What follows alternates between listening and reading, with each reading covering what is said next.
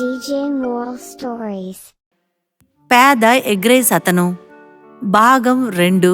తనేస్పూర్ అనే పేరు పొందిన గ్రామంలో రంజిత్ తన 9 సంవత్సరాల కుమారుడు ఇంకా 12 సంవత్సరాల కూతురు పింకీతో జీవిస్తూ వచ్చాడు. రంజిత్ ఒకసారి మిల్లులో పనిచేస్తూ వచ్చాడు.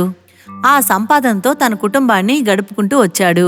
తన భార్య వసుధ 5 సంవత్సరాల క్రితమే అతన్ని ఇంకా వాళ్ళ పిల్లల్ని ఈ లోకం విడిచే వెళ్లిపోయింది. తన పోయిన తర్వాత రంజిత్ ఒంటరిగా పిల్లల్ని పెంచుతూ వచ్చాడు. రంజిత్ ఇంటి ముందున చాలా కోడిల్ని పెంచుతూ వచ్చాడు.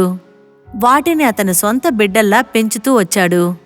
అతని చేతులతో చేసిన ఎగ్ రైస్ అందరికీ నచ్చుతుంది. చూడండి పిల్లలు, ఈ రోజు నేను మీకోసం ఎగ్ రైస్ చేశాను. చీరు, పింకీ, ఈ ఎగ్ రైస్ అంటే మీకు ఇష్టం కదా? ఇదిగోండి, తినండి. నాన్న, చాలా బాగుంది. అయ్య బాబాయ్. అప్పుడే రంజిత్ ఇంటికి అతని దగ్గరి స్నేహితుడు ఇంద్రన్ వచ్చాడు. ఏమయ్యా, ఆ ఎగ్ రైస్ నాకు కూడా ఇవ్వయ్యా, నాకు చాలా ఇష్టమయ్యా. ఇందర్ నాన్నగారు, రండి, మీరు కూడా తినండి. అందరూ ఒకటిగా కలిసి రంజిత్ చేసిన ఎగ్ రైస్ ని తింటున్నారు. సూపర్ నాన్న, మీరు గ్రేట్. రంజిత్, నువ్వు చేసిన ఎగ్ రైస్ తిని నా పొట్ట నిజంగానే నిండిపోయిందయ్యా. చాలా ధన్యవాదాలు. రంజిత్ స్నేహితుడు ఇందర్ గ్రామంలో ఒక చిన్న హోటల్ని నడుపుతున్నాడు. రంజిత్, నువ్వు చేసే ఎగ్ రైస్ రెసిపీ నాకు కొంచెం తెలిసిందంటే నా జీవితం కూడా కొంచెం బాగుంటుంది కదా. అవును నాన్నా, మీ చేతిలో ఏదో మాయ మంత్రాలున్నాయి. మిత్రమా, భోజనాన్ని మనం ఇష్టపడ్డామంటే ఖచ్చితంగా ఆ భోజనం రుచికరంగా ఉంటుంది. తినేవాళ్ళు మైమరిచిపోతారంటే నమ్ము. రంజిత్ ఆ ఎగ్ రైస్ ని టిఫిన్ బాక్సులో తన మిల్లుకి తీసుకెళ్తున్నప్పుడు అక్కడ ఉన్నవాళ్లు కూడా దాన్ని తిని రంజిత్ ని బాగా మెచ్చుకొని సాగారు. అంతా చక్కగా గడుస్తూ వచ్చింది. కాని ఒకరోజు రాత్రి రంజిత్ మిల్లు నుంచి తిరిగొస్తున్నప్పుడు సడన్ గా అతనికి ఒక పెద్ద యాక్సిడెంట్ జరిగింది. కాని ఆ యాక్సిడెంట్ తర్వాత పాపం అతను నడవలేక కుంటివాడయ్యాడు. అతను ఎప్పుడూ వీల్ చైర్లోనే ఉన్నాడు. నాన్న, ఇంకెప్పుడు మీరు అసలు నడవలేరా నాన్న? అవును నాన్నా, చెప్పండి. అవును చీరు, అవును పింకీ, ఇకపై మీ నాన్న నడవలేరు. నేను నా 2 కాళ్ళని కోల్పోయాను. జీవితంలో ఏదేదో జరిగిపోయింది. ఇకపై నేను ఎలా చూసుకోవాలో అర్థం కావడం లేదు. నా 2 కాళ్ళు లేకుండా నేను ఏ పనిని చెయ్యలేను. ఓరి భగవంతుడా, ఎంత ఘోరం చేశావయ్యా, ఎందుకిలా చేశావు? రంజిత్ ఆయన పిల్లలు బాగా ఏడ్చారు. రంజిత్ తల మీద ఒక పెద్ద పిడుగు పడినట్టు అయిపోయింది. అతను చాలా మంది దగ్గర పనిని అడిగసాగాడు. కాని అతనికి తగినట్టు ఏ పని దొరకలేదు. తర్వాత ఒకరోజు చీరు, పింకీను రంజిత్కు ఒక పెద్ద ఆలోచన చెప్పారు. నాన్న, మీరు ఇంకెప్పుడు బాధపడాల్సిన అవసరం లేదు. మీరింట్లో కూర్చునే అద్భుతమైన పనులని చెయ్యొచ్చు నాన్న. అవును నాన్నా, మీ కష్టాలన్నీ త్వరలోనే తొలగిపోతాయి. మీరు అంతలా ఏం ఆలోచించారు? మీ చేత్తో ఎగ్ రైస్ చేశారంటే అది తిన్నోళ్ళంతా మీ ఫ్యాన్ అయిపోతారు కదా. ఎగ్ రైస్ వండడంలో మీరు మంచి కుక్కు, తెలుసా మీకు? ఒక పని చేద్దాం, మన ఇంటి వాకిట్లో ఒక స్టాల్ ఓపెన్ చేద్దాం మనం. మీరు ఆ వీల్ చైర్లో కూర్చుంటూ హాయిగా ఎగ్ రైస్ కూడా చేసివ్వచ్చు. దాన్ని మనం కస్టమర్స్ కి ఇచ్చి ఆ తర్వాత అన్నీ అవే సర్దుకుంటాయి. రంజిత్ చీరు, పింకు చెప్పిన ఆలోచన్ని చాలా సంతోషపడ్డాడు. అప్పుడు అతను నెక్స్ట్ రోజే అతని ఇంటి ముందే ఎగ్ రైస్ వ్యాపారాన్ని స్టార్ట్ చేశాడు. తర్వాత వాళ్ళ ఇంటి గేటు మీద చిన్నగా ఒక బోర్డును కూడా తగిలించారు. దానిమీద రంజిత్ ఎగ్ రైస్ అతనును రాసిపెట్టారు. 2 నుంచి 3 గంటల్లోపు అతని ఇంటి ముందు కస్టమర్లు క్యూ కట్టి నిలబడ్డారు. ఆ తర్వాత కస్టమర్లందరూ చాలా ఇంట్రెస్ట్ గా అతని కొట్టులో ఎగ్ రైస్ తినడం స్టార్ట్ చేశారు. రంజిత్, నువ్వు చేసిన ఎగ్ రైసు చాలా బాగుందయ్యా. నేనెప్పుడు నీ దగ్గరికే వస్తాను. భలే భలే భలే. రంజిత్, నువ్వు చేసే ఎగ్ రైస్ నిజంగానే అద్భుతంగా ఉంది. ఇంటికి కూడా 2 పార్సల్ తీసుకెళ్తాను. ఖచ్చితంగా తీసుకుని వెళ్ళండి. 2 కాళ్ళు లేకపోయినా మీ నమ్మకంతో ఇటువంటి ఒక కొట్టు పెట్టి సంపాదిస్తూ ఉన్నారు. మిమ్మల్ని చూస్తుంటే ఎంతో గర్వంగా ఉంది. ఇది నేను చేసుకున్న పుణ్యమే అయ్యుండాలి. చాలా ధన్యవాదాలు. రంజిత్ ఒక్క ఎగ్ రైస్ ఆహారం విజయం చూసి అతని స్నేహితుడు ఇందర్ చాలా ఈర్ష్యపడ్డాడు. ఎందుకంటే అన్ని దిక్కుల్లో రంజిత్ ఒక్క ఎగ్ రైస్ చాలా ఫేమస్ అయింది. ఇందర్ ఒక్క హోటల్లో ఒక్క కుక్క కూడా తోకూపుకుంటూ రాలేదంటే చూడండి. ఎప్పుడైతే ఆ రంజిత్ ఎగ్ రైస్ అమ్మటం మొదలు పెట్టాడో అప్పటి నుంచి నా కొట్టికి ఎవరూ రాటలేదు. ఒక్కళ్ళు కూడా రాటలేదే. చూస్తాను ఆ రంజిత్కి నేనేంటో చూపిస్తా. వాడి కస్టమర్లందరినీ నా కొట్టు పక్కకి తిప్పుకుంటాను చూడండి. ఇందర్ రంజిత్కి ఆపోజిట్ గా సది చేయడం స్టార్ట్ చేశాడు. అతను రాత్రి చీకట్లో ఎవరికి తెలియకుండా వచ్చి రంజిత్ ఇంట్లో పెరుగుతున్న కోళ్లు మొత్తానికి తీసుకెళ్లాడు. రంజిత్ దగ్గర కోడి లేనప్పుడు ఏమన్నా గుడ్డి చెట్టు నుంచి తీసుకొస్తాడా? వాడికి చూపించాను కదా, ఈక మీద అంతా నా రాజ్యమే. మరుసటి రోజు అతని ఇంట్లో కోడులన్నీ కనిపించకుండా పోవడం చూసి రంజిత్, పింకీ, చీరు చాలా భయపడిపోయారు. ఓరి భగవంతుడా, ఏంటిది? నా కోళ్ళన్నీ ఏమైపోయాయి? నాన్నా, మీరు భయపడకండి. మన కోళ్లు ఎక్కడికి పోవు, మనం కనిపెట్టొచ్చు. రాచిరు. సరే అక్క. చీరు, పింకీని వాళ్ల కోడుల్ని గ్రామంలో ఉన్న నలుపక్కలా వెతికేశారు. కాని ఆ కోడులు ఎక్కడా దొరకలేదు. అందువల్ల రంజిత్కి చాలా బాధ కలిగింది. ఇంక మనం ఏం చేయగలం నాన్న? గుడ్లు లేకుండా వీళ్ళకి ఎగ్ రైస్ ఎలా చేసిస్తాం నాన్న మనం? కంగారు పడకండి పిల్లలు, మనం కొట్టుకు వెళ్లి కోడిగుడ్లు తీసుకొచ్చుకుందాం.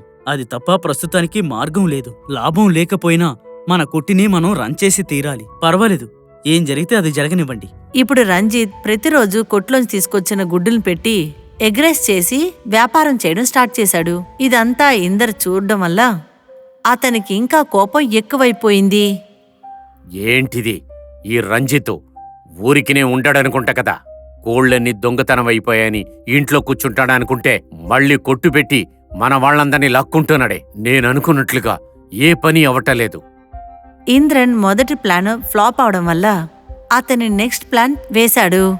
ఆ తర్వాత రంజిత్ని కలవడానికి అతను వెళ్ళాడు. ఆ ఫ్రెండు రంజిత్, ఎలాగున్నావు? నేను బాగానే ఉన్నాను. మీరెలా ఉన్నారు? కాసేపు తర్వాత రంజిత్ అతను రూమ్ లోపలికి వెళ్ళిన తర్వాత అప్పుడు ఇందర్ ఎవరికి తెలియకుండా గుమ్మానికి వెళ్లి హోటల్లో పెట్టిన గుడ్ల మీద, అక్కడ ఉన్న బియ్యం మీద ప్రాణం తీసే మందుల్ని జల్లాడు. ఈ నీచమైన పని చేసి ఏమీ తెలియనట్టు ఇంట్లోపలికి వెళ్లిపోయాడు. మరుసటి రోజు మందు కలిపిన ఎగ్ రైస్ కస్టమర్స్ తినడం వల్ల ఆ తర్వాత మెల్లగా వాళ్ళందరికీ ఫుడ్ పాయిజన్ అయ్యింది. అప్పుడు అందరూ రంజిత్ హోటల్ని ధ్వంసం చేశారు. అతన్ని, అతని పిల్లల్ని గ్రామం నుంచే బయటికి గెంటేశారు. పాపం అతనికి పెద్ద సమస్య వచ్చి పడింది.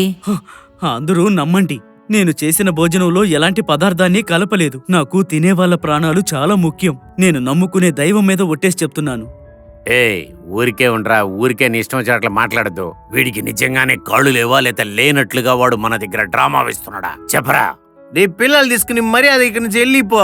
మళ్ళీ ఊళ్ళోకి వచ్చావు అనుకో, తలకాయ బదలు కూడా అర్థమవుతుందా? పాపం రంజిత్ ఏ తప్పు చేయకుండానే గ్రామం నుంచి బయటికి వెళ్లాల్సొచ్చింది. వెళ్లే ముందు చివరగా ఒకసారి ఇంద్రన్ని కలవడానికి వెళ్లారు. ఏయ్ రంజిత్, ఇటుపక్కరా. ఇదంతా నువ్వు ఎలా చేయగలుగుతున్నావు? నువ్విలా గెలుస్తావని నేను కలలో కూడా అనుకోలేదు. నువ్వేమంటున్నావు? నువ్వు నాకు సన్నిహిత మిత్రుడివి కదా, నువ్వు కూడా నన్ను నమ్మడం లేదా? అప్పుడే చీరుకు, పింకీకి ఇంద్రుని ఇంటి వెనక నుంచి వాళ్ల కోడిల శబ్దం వినిపించింది. ఇద్దరూ అక్కడికి వెళ్లారు. అక్కడికి వెళ్లి చూశాక అక్కడ ఉన్నవన్నీ వాళ్ల కోడిలే. అంతేకాకుండా ఆహారంలో కలిపిన మందులు కూడా అక్కడే ఉన్నాయి. అంటే ఇందరు మావయ్యే మన ఇంట్లో కోళ్లుని దొంగలించారు. పైగా ఈ ఎగ్ రైస్ లో ఈ కెమికల్ ని కలిపేశారు. మనం ఏం చేద్దాం అక్క? ఇప్పుడు మనం పోలీస్ మావయ్య గారిని పిలవాలి. చీరు, పింకీని చాలా తెలివిగా పక్కనే ఉన్న పోలీస్ స్టేషన్కి వెళ్లి పోలీసుల్ని తీసుకొచ్చారు. విచారించి చూశాక అది అదే కెమికల్సే. అదే గుడ్డులోనూ బియ్యంలోనూ మిక్స్ చేశారు. ఇంకా అక్కడున్న కోడులన్నీ రంజిత్ కోడులే. ఒక ప్రాణ స్నేహితుడు తనకు చేసిన మోసాన్ని తలుచుకుంటూ రంజిత్ చాలా బాధపడ్డాడు. అరెచ్చా, నేను నా మిత్రుడని చెప్పుకోవడానికి నాకు అవమానంగా ఉంది. నా మీద ద్వేషం, అసూయతోటి ఇంత పెద్ద ద్రోహం చేస్తావా? కొంచెమైనా ఆలోచించకుండా ఎలా ఇంత తప్పుడు నిర్ణయం తీసుకున్నావు? ఈ ద్రోహికి కఠినమైన శిక్ష విధించాలి ఇన్స్పెక్టర్. ఇంద్రని అరెస్ట్ చేసి పోలీసులు తీసుకువెళ్లారు. ఇంకా ఆ రోజు తర్వాత గ్రామ ప్రజలందరూ మళ్ళీ రంజిత్ హోటల్లో అందరూ ఎగ్ రైస్ తినడం ప్రారంభించారు. ఇంకా అతని దగ్గర క్షమాపణ అడిగారు. ఇంకా రంజిత్ బాగా డబ్బు సంపాదించి గొప్ప స్థాయికి వెళ్ళాడు. పేదవాడి ఎగ్ రైస్. ఒక గ్రామంలో రమేష్ అని ఒక వంటవాడున్నారు. రమేష్ పెళ్లిళ్ళింటికన్ని వెళ్లి వంటలు చేస్తూ ఉండేవారు. ఆయనకి వచ్చే డబ్బులు అస్సలు సరిపోలేదు. అయినా సరే వాళ్ళ కూతుర్ని బాగా చూసుకోవాలని ఆశపడ్డారు. అందువల్ల రాత్రి పగలను చూడకుండా కష్టపడి పనిచేశారు. పొద్దున్నుంచి పని కోసం అన్ని చోట్ల తిరిగి సాయంత్రానికల్లా ఇంటికొచ్చారు. నాకే పని దొరకలేదు, ఇంకెక్కడ పోయినా అడగాలి. ఏవండి, మీరు సరిగ్గా ఊపిరి పీల్చుకోలేకపోతున్నారు. పొద్దునెళ్లారు కదా, నీరసంగా ఉన్నారు. పని చేసి కష్టపడితే కూడా నాకు బానే ఉంటుంది. నిర్మల, చేయిలో ఎప్పుడే డబ్బు ఉండాలి. మనిషి చేయిలో డబ్బు లేదంటే వాడు దేనికి ప్రయోజనం లేదు. చాలా కష్టంగా ఉంటాది. అప్పుడే పూరణి అన్నం ప్లేటుతో అక్కడికొచ్చింది. ఎందుకని అవుతున్నారు టెన్షన్? ప్రతిరోజు తినండి పూర్ణి చేత వంట. నువ్వు ఏం ఆశపడుతున్నావు? ఈ ఇంటికి ఒక పని మనిషి కావాలనా? నేనే కూలి పని చేసే కూలివాడు కదా. ఇది ఒక్కటి చాలదా? నీ కూతురెందుకు వంట పని చేస్తుంది? నే ఎందుకు పైసలు చేరుస్తున్నాను? ఎలా అయినా నువ్వు చదువు పూర్తి చేయాలని కదా వంట మనిషి లాగా వచ్చి నిలుస్తున్నావే అమ్మా. ఏంటమ్మా, ఇలాంటివి మీ నాన్నకు అస్సలు నచ్చవు కదా. నువ్వు ఇలాంటి పనులు చేయకుండా ఉండలేవా? మాకు చదువుకునే అవకాశమే దొరకలేదు, కానీ నీకు దొరికింది కదా. చదువుకో, లేకుంటే మాలాగా చివరిదాకా కష్టపడాలి. వాళ్ళ అమ్మా నాన్న చెప్పింది విని పూరణి ఏం మాట్లాడకుండా వెళ్ళిపోయింది. మరుసటి రోజు పొద్దున్న, అమ్మా పూరణి, ఇల్లు జాగ్రత్తగా చూసుకో, నేను ఇప్పుడే వస్తాను. సరే గానీ నువ్వు ఇప్పుడు ఎక్కడికి వెళ్తున్నావమ్మా? డబ్బులు కావాలి కదమ్మా. ఊరగాయి అప్పడాలు తయారు చేసి వ్యాపారం చేయాలనుకుంటున్నా. అందుకే చుట్టుపక్కల వాళ్ళ ఇంటికంతా వెళ్ళి ఎవరెవరికి ఎంత ఊరగాయి అప్పడాలు కావాలని అడుగుదామనుకుంటున్నా. ఇదంతా ఏంటమ్మా? తర్వాత ఎందుకు? చాలు, ఇంతకు మించి మౌనంగా ఉండలేను. అందరూ బాగా చదువుకొని గొప్ప వాళ్ళు అవ్వాలని అవసరం లేదు. నా కళ సెఫ్ అవ్వాలని. అనేకంగా ఈ ఊరితోనే నేను స్టార్ట్ చేయాలి. ఈ సిచ్యువేషన్ నన్ను తప్పకుండా గెలిచేటట్టు చేస్తుంది. సాయంకాలం రమేష్, నిర్మల ఉట్టి చేతులతో ఇంటికొచ్చేటప్పుడు పూరణి తన ఐడియా గురించి వాళ్ళకి చెప్పింది. మీరు నా పెళ్లి కోసం ఎన్ని నగలు చేర్చి పెట్టారో అవన్నీ నా దగ్గర ఇవ్వండి. అవి అమ్మి నేను ఒక డాబా స్టార్ట్ చేయబోతున్నాను.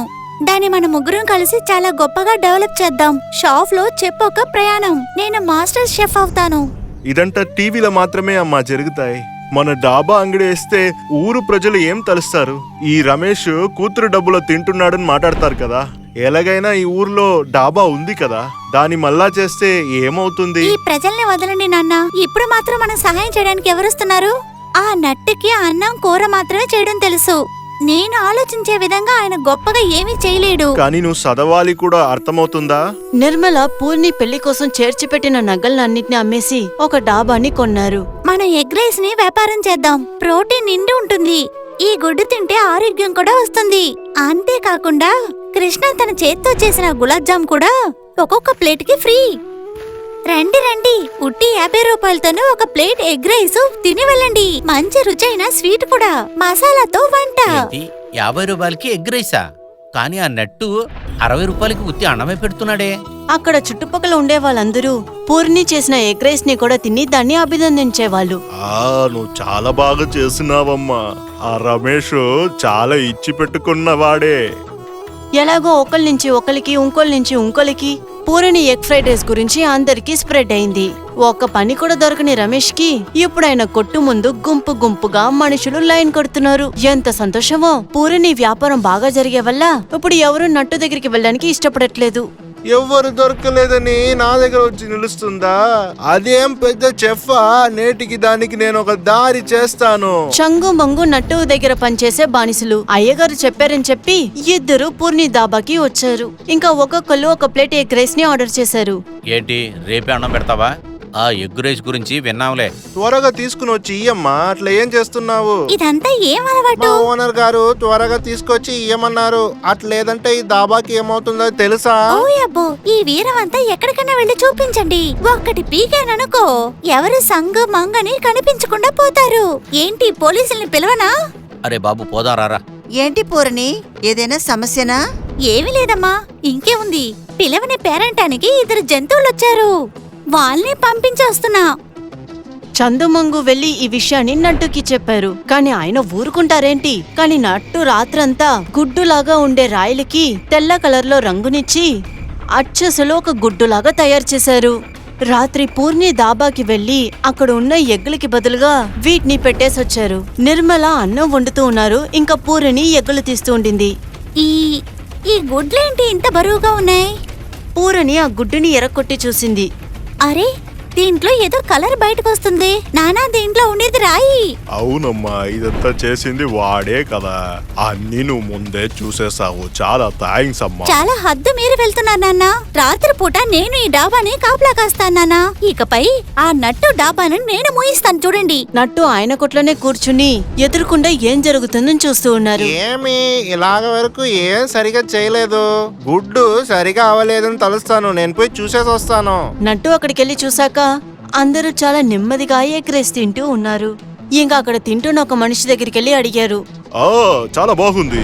రాత్రి నట్టు ఒక బౌల్ నిండుగా రాయిల్ని తీసుకుని జన్నల్ ద్వారా పూర్ణి డాబాలోకి వెళ్లారు. ఆ రోజు రాత్రి పూర్ణి దాక్కుని అన్ని చూస్తూ ఉండింది. నట్టు ఆ రాయిల్ని బియ్యంతో కలపడానికి చూసింది. అప్పుడు పూర్ణితో వచ్చిన పోలీసులు వాళ్ళని అక్కడే పట్టుకున్నారు. నాతో పాటు పోటీ పడాలంటే గ్రౌండ్కి వచ్చి చూడు.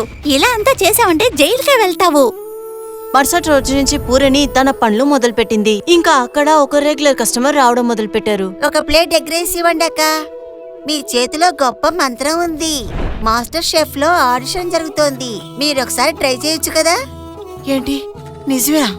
పూర్ణి మాస్టర్ షెఫ్ అవుతుందా? ఐడియా చాలా బాగుంది. పో అమ్మా పో, మీ నాయనకు కొంచెం ఇచ్చేసిరా. పూర్ణి తన ఆశల్ని గెలవడం కోసం నగరానికి వెళ్ళింది. ఇంకా ఆడిషన్ లో ఆ ఎగ్ రైసే వండింది. అది జడ్జెస్ కి కూడా సర్వ్ చేసింది. ఇంత పెద్ద ప్లాట్ఫామ్ లో ఒక ఎగ్ రైస్ ఎక్కువగా అనిపించట్లేదా? మీరు ఓడిపోతారని మీకు తెలియట్లేదా మేడం? ఈ ఎగ్ రైసే నా కుటుంబాన్ని రన్ చేస్తుంది. ఈ ఎగ్ రైస్ మా గ్రామంలోనే చాలా ఫేమస్. అందుకని దీన్ని సర్వ్ చేయడమే చాలా మంచిదనుకున్నా. పూర్ణి వండిన ఎగ్ రైస్ ని జడ్జెస్ అందరూ తిన్నారు. ఇంకా తన్ని అభినందిస్తూనే ఉన్నారు. ఓ మై గాడ్, మీరు చాలా బాగా చెప్పారు. ఈ డిష్ ని నాకు ప్రిపేర్ చేసిస్తారా మేడం? తప్పకుండా సార్, వై నాట్? మీకు మేము ఖచ్చితంగా పే చేస్తాం. పూర్ణి తన కళని నిజం చేసుకోవడానికి ప్రయత్నించింది. మాస్టర్ చెఫ్ సర్టిఫికెట్ కూడా తీసుకుంది. కాలం గడిచింది. రమేష్ ఇంకా నిర్మల పరిస్థితి కూడా మారింది. ఇంకా పూర్ణి తన గ్రామంలోనే తన మొదటి ఎగ్ రైస్ రెస్టారెంట్ ని ప్రారంభించింది. షెఫ్ మేడం, మీ దగ్గర రేటు ఎక్కువగా ఉంటుందా? 50 రూపాయలకి ఫుల్ ప్లేట్ అంకుల్.